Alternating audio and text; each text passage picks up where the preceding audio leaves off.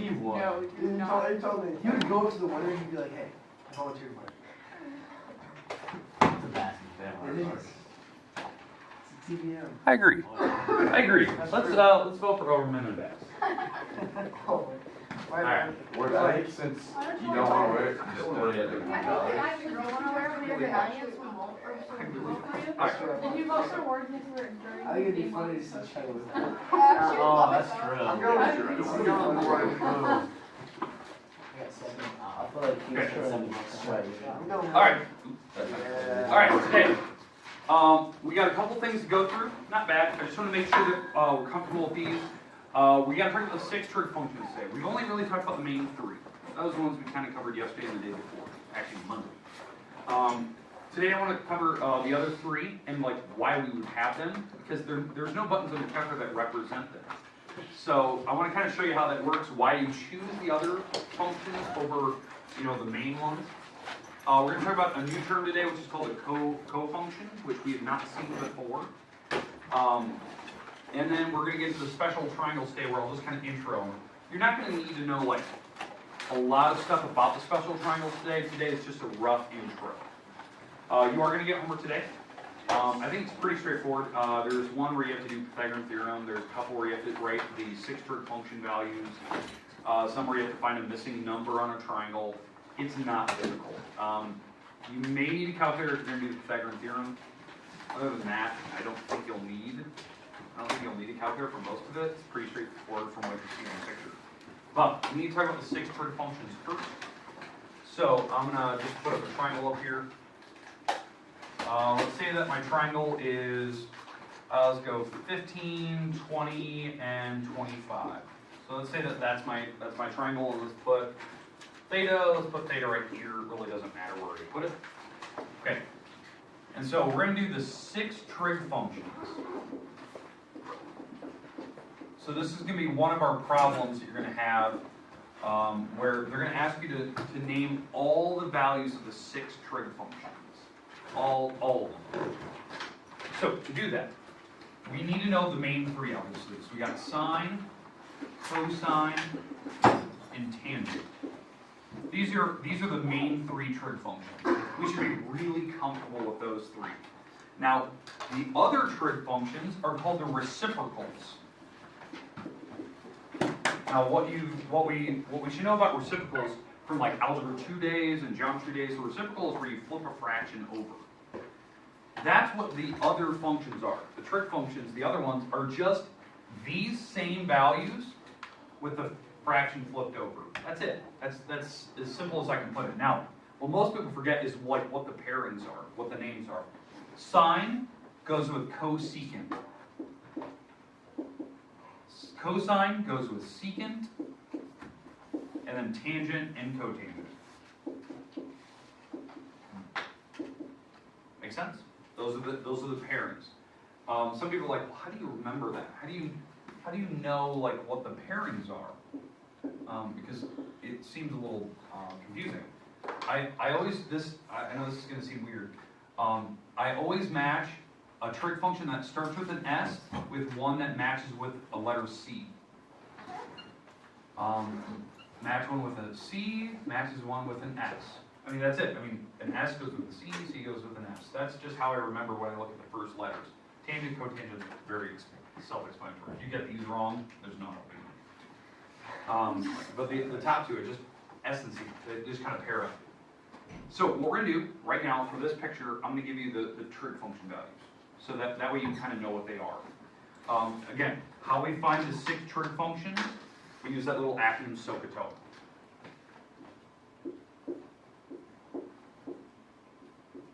Okay, so this is a little acronym we use to help us remember how to set up each of those fractions.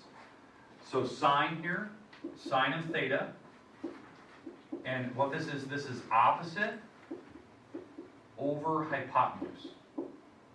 That's what that O and H stands for. Remember, the middle letter always goes to the top, the back letter always goes to the bottom. So on this angle, where is the opposite wall? Say it again? 20. 20, yeah. Okay, this is the opposite wall. It's the one across the picture. It's the opposite side of the picture. Where's the hypotenuse? 25. This is the hypotenuse. The hypotenuse should be the same wall every time. the biggest wall, the one across from 90. The opposite and adjacent could change, depending on where your angle sits. So if, my theta was up here, this would be the opposite wall. So it really matters where your theta is. So we have opposite, we have hypotenuse, so this fraction would be 20 over 25. And if you want to simplify it, that's fine, I'm not going to require that you do that. Any questions with how to find sine of what theta is? Okay, moving on, let's do cosine. Cosine of theta. That one, if we look at the little acronym here, it's A over H, so it's adjacent over hypotenuse. That's what the little ca means. Cosine is adjacent over hypotenuse. What's the adjacent wall? 15. It's the only wall I didn't label. Okay, so it's the one next to it. Remember, adjacent means next to, and that's small. So that's 15 over 25. Now again, you would not have to write this. I'm just showing you where I'm getting these numbers from. And then TOA, tangent of theta, that would be O over A, so opposite over adjacent. So opposite wall is the 20, adjacent wall is the 15, so it's 20 over 15. And again, just leave them fractions. If you want to simplify them, that's fine. I'm not going to require that you do that. Okay, we're good with the main three. And again, what your homework problem will ask, like the instructions above, given the following triangle, find the values of the 6 trig functions. So you have to find all 6. Right now I have 3. I have the 3 main ones. The reciprocals, like cosecant, secant, and cotangent, go off of those answers. That's it. So if you have those 3 main ones, I already have the pairings that go with it. So these are the pairings. And they go with the ones across from them. So cosecant, how I write that? CSC, that's cosecant of theta. And all I do is I flip this one over, because that's paired with sine. So it's 25 over 20. Secant goes with cosine. So what would the fraction be for secant? Yeah, exactly. Flip this one over. So 25 over 15. And then cotangent, or cot, I flip that one over. So it's 15 over 20. And we flip it over just because? It's a reciprocal. So that's the values. It's literally the fraction flipped over. How they actually get these, and this is why they call it a reciprocal, and that's why there's no button on your calculator. How they get these values, they're actually taking the original function and putting 1 on the top of it. So what they're doing to find this value, they actually took and put sine on the bottom of a fraction like that and put 1 on the top. And that's what caused that answer. That's what caused that. Why do we ever need this? Okay, that's what I want to discuss today. Like, why would you ever choose those other 3? Those seem stupid. Like, why would you ever choose to do that? And that's actually what the second type of problems that we're going to talk about today. Like, why would you ever choose those numbers versus just sticking with the main 3? Because these are the ones that we always know. There's a reason why you'd ever want to do that. Okay, why you want to put 1 on the top. And this, by the way, putting 1 over sine, that's actually how you get the numbers on your calculator. You take 1 and you divide by whatever sine is. That's how you get the numbers on your calculator. That's why there's no button on your calculator to figure those out. Okay, but does everyone understand where I'm getting those numbers now? Now, let's discuss why. Why would we choose to do one of those for like solving? Why would you ever want that? Okay, questions on what I just did so far? All right, perfect. So, why we would choose to do that? Let's get rid of this. So, I'll leave that up there. Okay, so let's say that my problem was this. Let's say that was my problem. And like this is like the second type of problems you're going to have. Find x. Find the value of x. Okay, now there's a couple different ways to do this, and this is one that I didn't cover yesterday, and I want to kind of cover today. So to find x, I can pick any trig function. Let's say that I have my angle here. Let's say my angle, somebody give me a range. 7? Okay. 7 degrees. Okay. All right. So let's say that's 7 degrees. And I want to find the hypotenuse wall. Okay, and it's not going to be 25. It's going to be some random number because you picked 7. So to find that, there's a couple different ways we can do it. We can pick any of the 3 trig functions as long as it has hypotenuse in it. So which one of the 3 do you want to pick? Cosine. Okay, I would definitely not pick tangent. Tangent doesn't even have hypotenuse in the formula.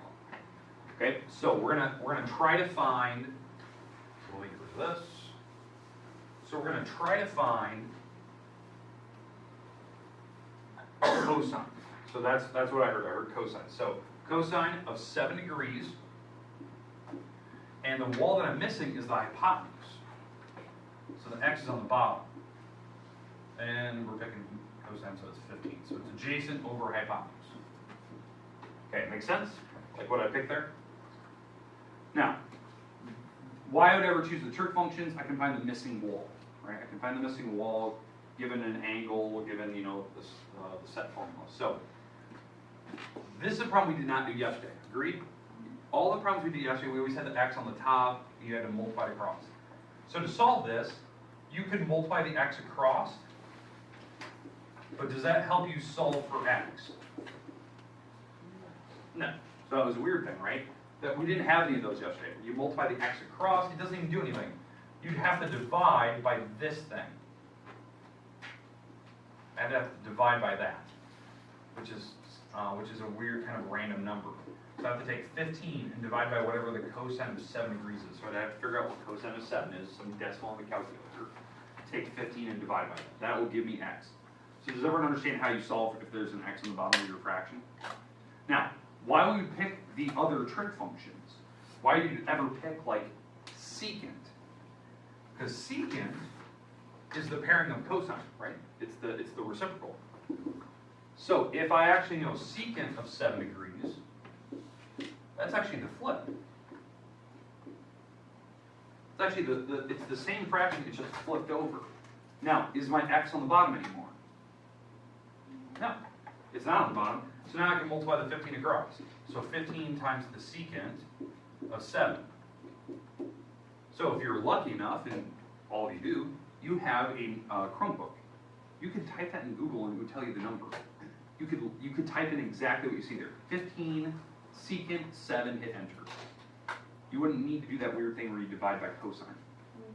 Yeah, try it out. Try it out. So if you have a Chromebook, I'm going to pull up a web browser here because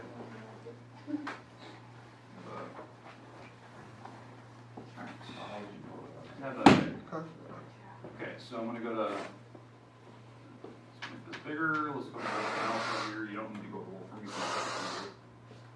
from alpha, perfect. Okay, I'm going to type in 15 secant 7, enter. And it should, not seconds, I mean secant.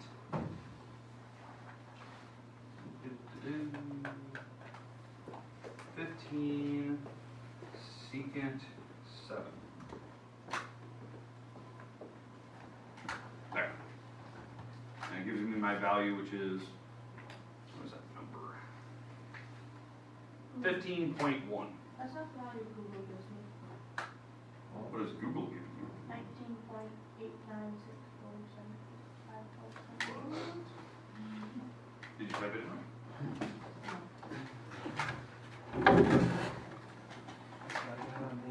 Oh, hey, these are radians, by the way. Not degrees.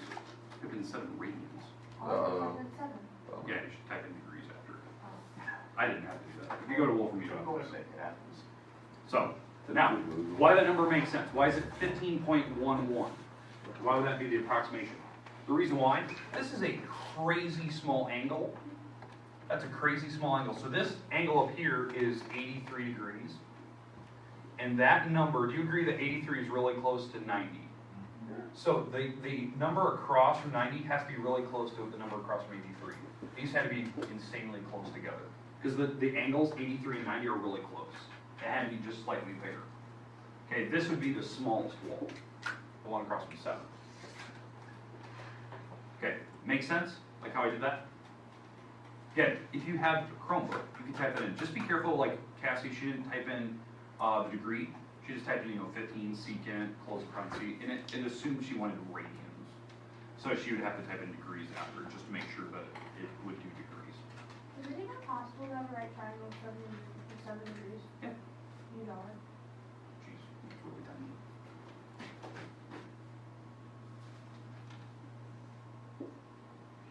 It's like insanely small. Okay. Not drum scale, obviously. Alright, questions why you'd ever choose like the other reciprocals. Notice, I didn't have to divide by new. Now, if you're going to do this, if you're going to choose to do where you actually solve for cosine, just figure out this number first and take 15 divided by whatever that decimal is. Go about 4 or 5 decimal places if you're going to do that. And you can choose this way. I don't care which one you pick, but do you see the purpose of doing one of those now? Where you don't have to do the weird division thing. You can avoid it. Okay, but why would you ever use these in real life? It's hard on this. Why? You can solve for right triangles. You can solve for a missing wall. Or Take when? a trip to the library. What do you mean? Like, Just get your what sort of profession would you? ruler and You were in instructional. No, I mean, it could be anything that you just need to find the length of a side. I mean, you can do it for construction. Just find the length of a wall. Building a doghouse, sorry, you really wanna know how long to build the roof. So. How big of a roof there is. You could use in airline pilots. They'd have to know how far the runway is or how high they're up in the air or something like that. So, I mean, it's used for like anything. You're gonna put order in your room, figure out how much you need. So, alright. Let me get rid of this. Alright. Okay. Any questions with the reciprocal functions? Okay, now, the other thing I want to talk about, cofunctions. This is something we have not discussed yet. The trig functions are actually all related. It doesn't matter which one you pick. There's this weird quirky relationship between the actual like main functions themselves. What I mean by that is if I did like, let's go with that 7 degrees that I just did a little bit ago, where we did cosine of 7 degrees. This function is related to sine, which is weird. Not secant, but sine. There is a weird relationship there. Okay, what the relationship is? These trig functions are actually off by a perfect 90 degrees from each other, like a right triangle. That's what we've been dealing with. So in fact, since these functions are actually related to each other, they're off by a perfect 90 degrees from each other. That the cosine of 7 degrees on a calculator is the same as if you were to take the sine and actually take 90 degrees and subtract the 7. So that would be 83 degrees. These are actually the same values on the calculator. They're actually perfect shifts of each other. So in fact, I'd like to do that. So if somebody has a calculator here, take cosine, type in 7, hit enter on a calculator. It should give you a crazy decimal. Can somebody tell me what that decimal is when we type it in? 0.99. Say it again. Cosine 7, 0.99. Point 99. 0.99. Okay? And then type in sine of 83. Yeah. It's weird. They're the trig functions, they're all related to each other, but they're off by a perfect 90 degrees from each other. That's what they actually call them coterminal angles. So let's say, I don't know why, but let's say like your cosine button on your calculator is actually broken. Like it just doesn't work. Like you can't push it, you broke the button for some reason. And you had a problem where you're trying to do, you're trying to do the cosine of 15 degrees, and you can't do it because you can't hit the cosine button. You can just replace cosine with sine, and just take 90 minus 15. So maybe the sine button actually works. So that would be, what, 75 degrees? That's 90 minus 15. And that would be the exact same value. So you can just replace it. Even though you set up this, you're setting up cosine on your actual triangle. Now here's your 15 degrees, and maybe this was x, and this was 12. And you're trying to find x, that's what you're doing. You're doing cosine of 15 to actually solve for x. You could actually just replace this thing with sine of 75. And it would still be the same exact value. It would give you the same triangle. You just take 12 to the other side and you multiply it on the sine of 75. And why that works is because sine of 75 is up here. So you're doing the opposite over hypotenuse. That's why it's actually giving you the same result.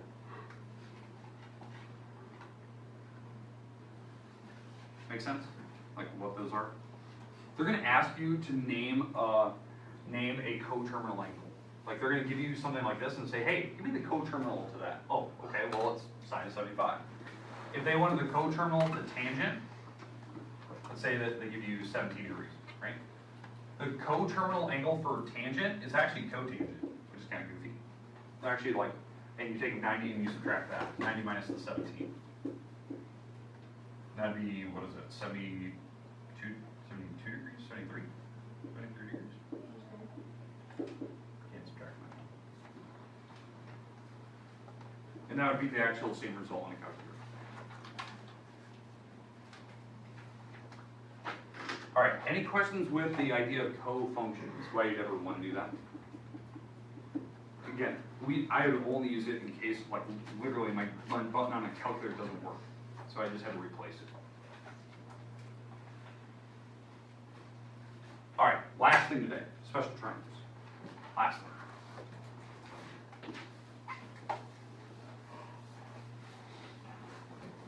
Okay, I think most people all know the special triangles. There's the 30, 60, 90 triangle, which the side opposite of 60 is root 3, the side opposite of 30 is 1, the side opposite of 90 is 2, and the 45, 45, 90 triangle, which is 1, 1, root 2.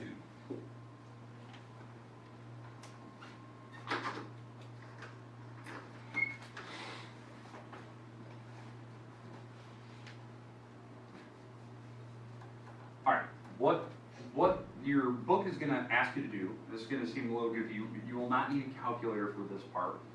They're going to have you do something like this. They're going to have you go, find tangent of 30 plus 2 cosine of 45.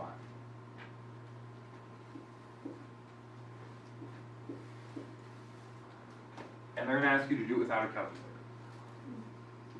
So it's like, whoa, I have to do that without a calculator. You just have to use the triangle in front of you. Okay, so what does tangent mean?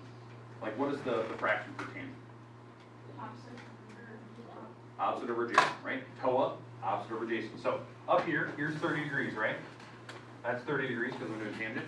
What is the opposite wall of the 30? 1 over, what's the adjacent wall? 3. Okay? That is the answer for this on a calculator. It's the same result. So I don't need a calculator. So again, that was opposite over the adjacent wall. That's TOA. Plus 2 times the cosine of 45. What does cosine stand for? Adjacent of hypotenuse. So the adjacent, so I'll pick one of these 45s. This is the adjacent wall to this 45, and this is the hypotenuse. So that would be 1 over root 2. That's the adjacent over the hypotenuse. That's what cosine stands for.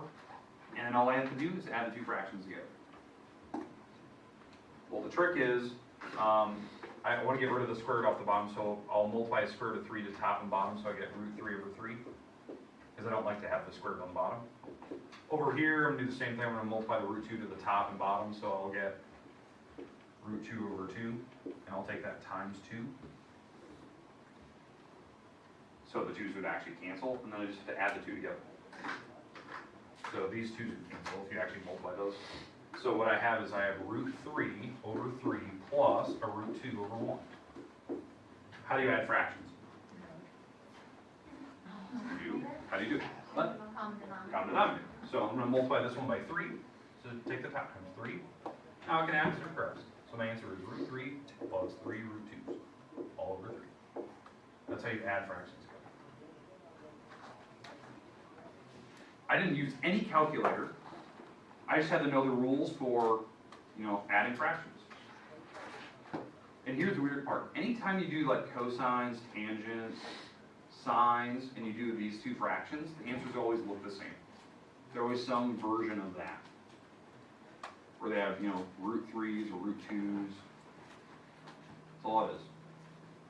That's actually what you do on like an ACT or a MAX test. When they want find the exact value of this, and they give you that crappy calculator in the corner. The calculator only has the buttons like this, like plus, minus signs. There's no sine or cosine. That's what you're doing. You're just doing it by hand. These are the two given triangles that we use. And you just rearrange and you solve it like that. That's why they give you scratch paper. I can write that down and just simplify it, and that's usually one of the results.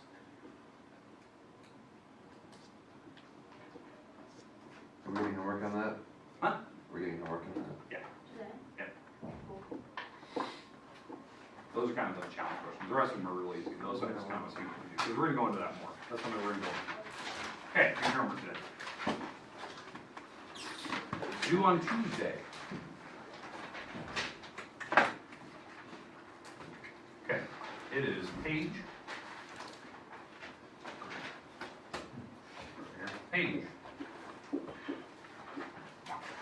498, 2, 4, 5, 10 through 28 evens, 29 through 34, and those 29 through 34, they want you to solve for, I think, a random like variable that's missing. And 36 through 42 evens. And those, I think, they're asking for coterminal, or cofunctions. These front ones ask you, given the triangle, do the Pythagorean theorem, find the missing wall. Some of these, do only a couple of these. They'll have you, solving, figure out what tangent of 30 plus cosine of 45 is. Some have you finding a missing wall, using a trig function.